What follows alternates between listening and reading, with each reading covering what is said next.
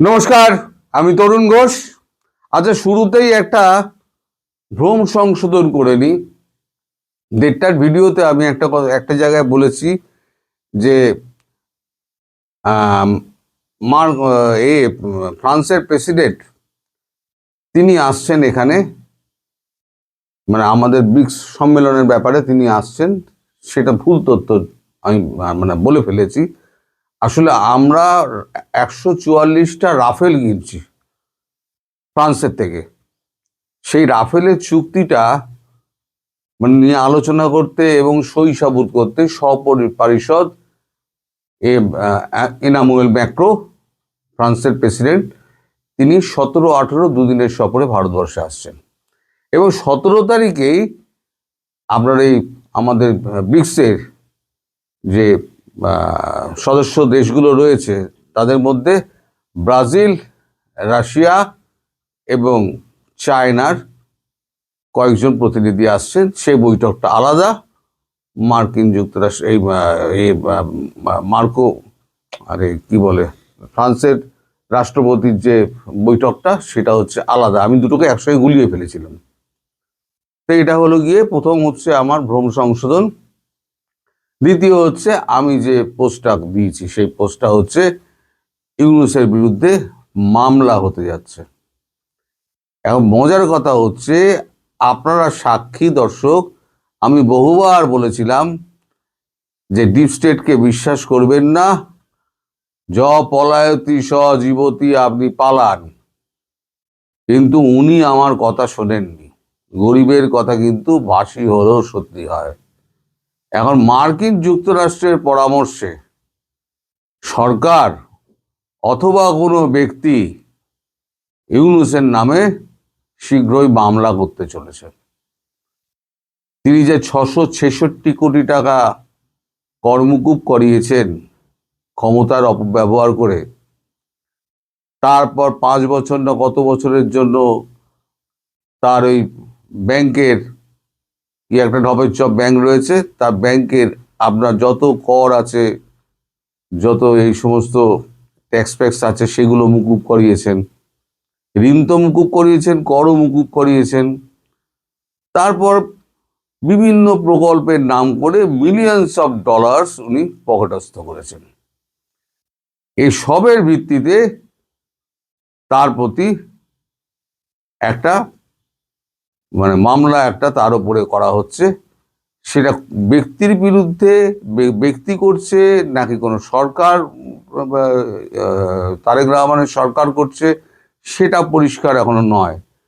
তবে এটা মার্কিন যুক্তরাষ্ট্রের পরামর্শে হচ্ছে, এটা পরিষ্কার। এবং তিনি যে দেশ ছাড়তে পারবেন না সেইটা সম্ভবত ইস্যু করা হবে সেনাবাহিনীর তরফ থেকে। এই দায়িত্বটা হয়তো সেনাবাহিনীকে দেওয়া হয়েছে, অথবা কালকে ক্ষমতা হাতে নেওয়ার পর তারেক রহমান হয়তো এই ব্যাপারে হয়তো নিষেধাজ্ঞা জারি করতে পারেন। অর্থাৎ ইউনূস যেদিক দিয়েই হোক না কেন ফাঁসছেন। এক মামলায় ফাঁসছেন, দুই দেশ ত্যাগে ফাঁসছেন। আমি বলেছিলাম এখনো সময় আছে, পালান। এই নিজের কবর নিজে আপনি খুঁড়ছেন, তখন আমার কথা শোনেননি। আপনার সব সাঙ্গপাঙ্গ যারা আছেন তারা আপনাকে ভুল বুঝিয়েছিল। আর আপনার সব এই জামাতি দল আছে না, যারা আমায় লিখে বেড়ায় গুজববাজ অমুক তমুক, ওই গুজব করতে করতে আজকে কিন্তু ওই 5ই আগস্ট 2024 থেকে আজকের বাংলাদেশকে এই জায়গায় এই গুজববাজ নিয়ে আসছে, বুঝলেন? আরো অনেক লোকজন আছে, তারা একবার এদিকে ছাতা ধরে একবার ওদিকে ছাতা ধরে। এই গুজববাজ কিন্তু কোনোদিন ছাতা এ মাথা ও মাথা করেনি, একই ব্যক্তির উপরে ছাতা ধরে রেখে দিয়েছে। এটাই হচ্ছে আমার সঙ্গে তাদের তফাৎ। দ্বিতীয় একটা গুরুত্বপূর্ণ খবর আছে। দ্বিতীয় গুরুত্বপূর্ণ খবর হচ্ছে যে খুব শিগগিরই হয়তো সেনাবাহিনী ব্যারাকে ফিরে যাবে। আপনাদেরকে বলা, আপনার সেনাবাহিনী যিনি সেনাপ্রধান ওয়াকারুজ্জামান, তিনি বহুদিন ধরেই বলে আসছেন যে আইন শৃঙ্খলা রক্ষা করা আমাদের কাজ নয়, আইন শৃঙ্খলার কাজ শেষ করে আমার সেনাবাহিনী ব্যারাকে ফিরতে চায়। এখন একটা নির্বাচিত সরকার হয়ে গেছে, তারা ক্ষমতা নিয়ে নিচ্ছে, ক্ষমতা নিয়ে তারা এবার নিজেদের মতো দেশ চালাবে, সেনাবাহিনী ব্যারাকে চলে যাবে। সেটা 18 তারিখ যাবে কি 20 তারিখ যাবে কি 22 তারিখ যাবে, সেটা এখন ওয়াকারুজ্জামানের সঙ্গে তারেক রহমানের সঙ্গে কথা বলার পর এটা ঠিক হবে। তবে সেনাবাহিনী যদি ভেতরে চলে যায় ব্যারাকের ভেতরে, তারপরে পরিস্থিতিটা কি হবে সেটা ভাবলেই কিন্তু আমার গা কিন্তু শিউরে উঠছে। কারণ এখন তো আর মব বলা যাবে না, এখন বলা হবে প্রেশার গ্রুপ। এই যাদের ওপরে তো একদিন প্রেশার গ্রুপ চড়াও হয়েছিল, এবার তারা যদি এখন প্রেশার গ্রুপ হয়ে পাল্টা চড়াও হয় তখন কি হবে? তখন কিন্তু মশাই খুব বিপদ। এই যে প্রেশার গ্রুপ যারা আছে, যারা এখন এদিক ওদিক লুকিয়ে রয়েছে, এই প্রেশার গ্রুপ, কালকেও আমি বলেছি, যদি 2-3 ঘন্টা সময় পায়, পুলিশকে তো সব পকেটস্থ করে রেখে দিয়েছে, আর পুলিশেরও রাগ রয়েছে। যদি পুলিশের সামনে পেটায় তাহলে পুলিশও মুখ ঘুরিয়ে থাকবে, কারণ তাদের 3500 কি 3700 পুলিশ, তাদের জীবন গেছে, তারা জীবনে এটা ভুলবে না।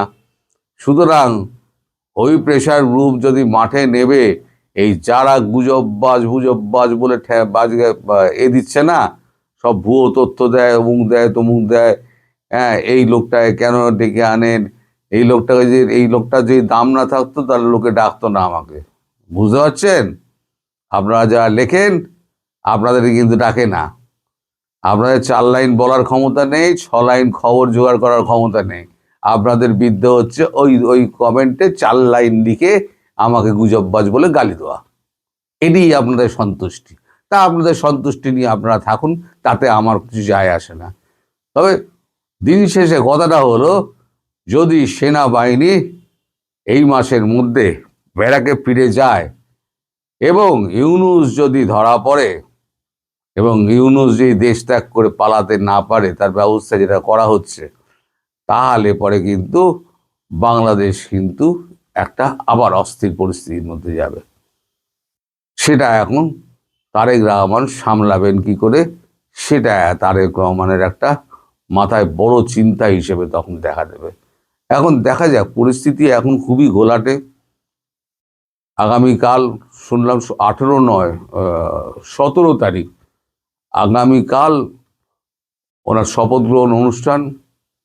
উনি আগে শপথটা নিন, শপথটা নিয়ে তারপরে ভারতবর্ষে, তো ওই একটা ব্রেকিং খবর আপনাদের দিই, সেটা হচ্ছে তারেক রহমান তার প্রথম ভিজিট ঠিক করেছেন ভারতবর্ষে।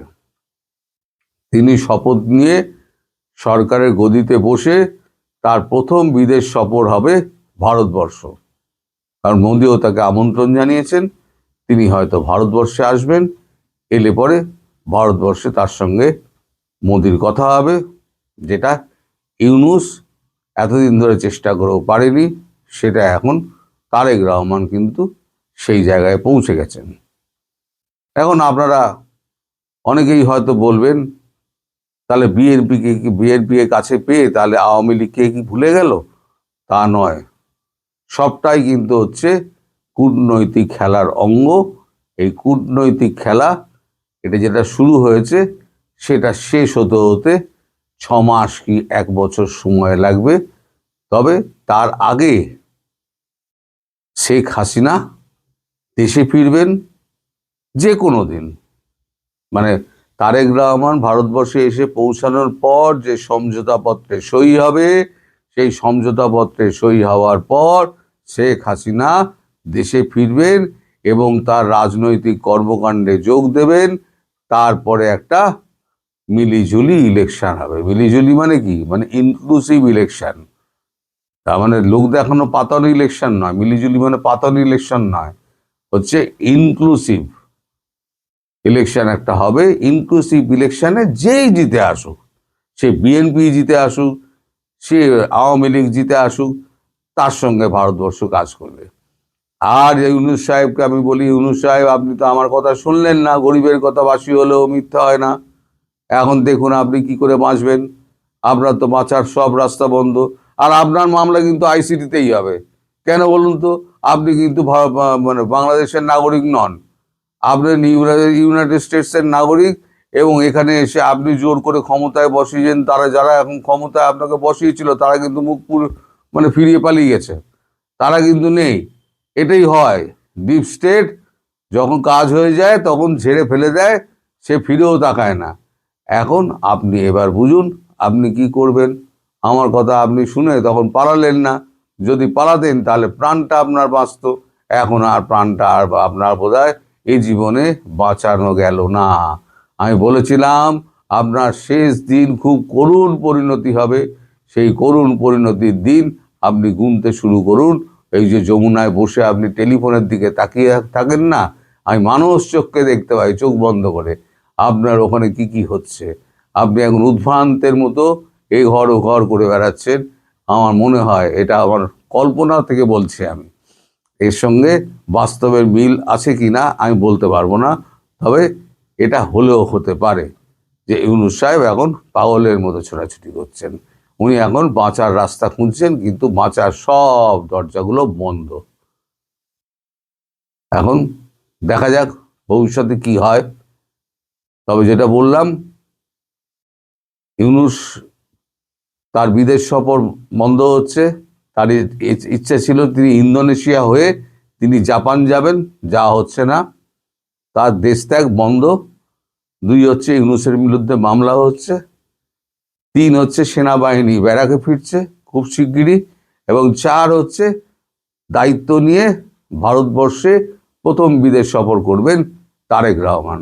4টে খবর আমি একসঙ্গে করে দিলাম।